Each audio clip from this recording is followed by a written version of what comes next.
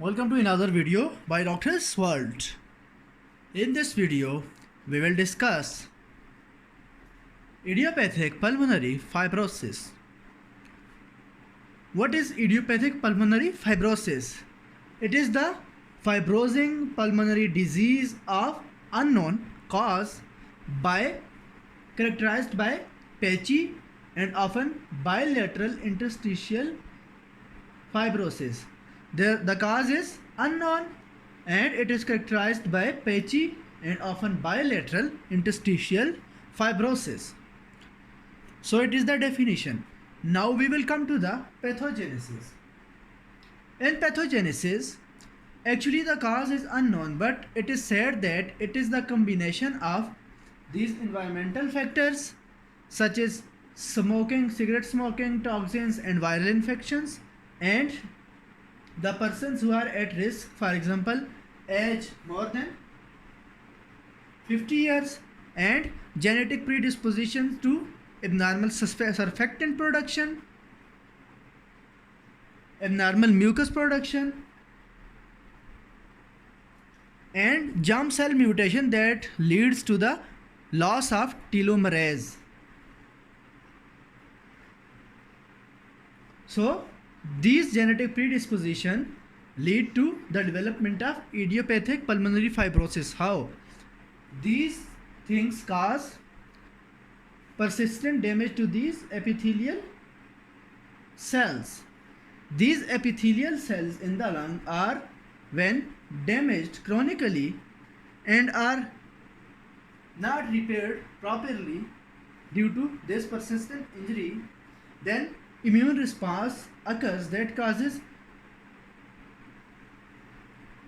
a profibrogenic condition, and it activates the fibroblasts and myofibroblasts through abnormal intracellular signaling to cause proliferation and further collagen deposition, and it leads to pulmonary fibrosis. What happens? There is chronic injury by these factors of the epithelial cells. Epithelial cells are, when not repaired properly, then immune response occurs that leads to a profibrogenic condition. Fibroblasts are activated through abnormal intracellular signaling. Proliferation of the fibroblasts occurs along with collagen deposition, and fibrosis occurs. Now we come to the morphology. On gross examination, we can see the pleural surface are cobblestoned due to retraction of the scars in the subpleural septa. The cut surface shows firm and rubbery areas of fibrosis, mainly in the lower lobe but also in the subpleural regions. Histologically, there is patchy interstitial fibrosis that worsens over time.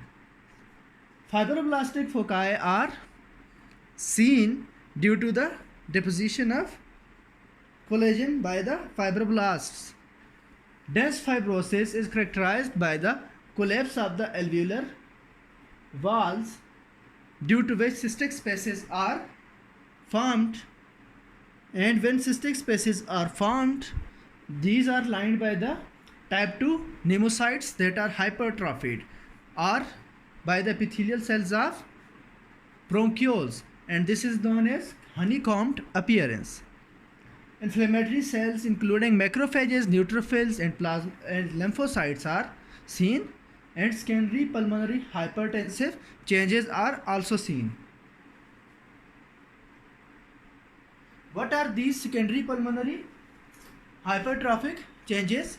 These are intimal fibrosis and medial thickening of the pulmonary arteries that are often present. Clinically, when see this condition, there is non-productive cough and dyspnea. Furthermore, there is dry or Welker-like crackles on physical examination. This is the characteristic of idiopathic pulmonary fibrosis. cyanosis, core pulmonale, pulmonary hypertension, and peripheral edema develop in the severe cases. Furthermore, treatment depends not upon the anti-inflammatory substances, because when steroids and other anti-inflammatory substances are given, no progress in this condition was seen. So the drugs that are given for the treatment of this idiopathic pulmonary fibrosis are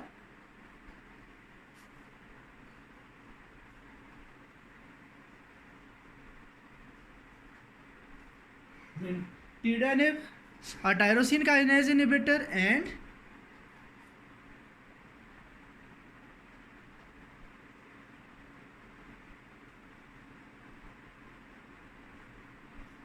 Pirfenidone, a transforming growth factor beta inhibitor. These drugs are effective in idiopathic pulmonary fibrosis. Thank you.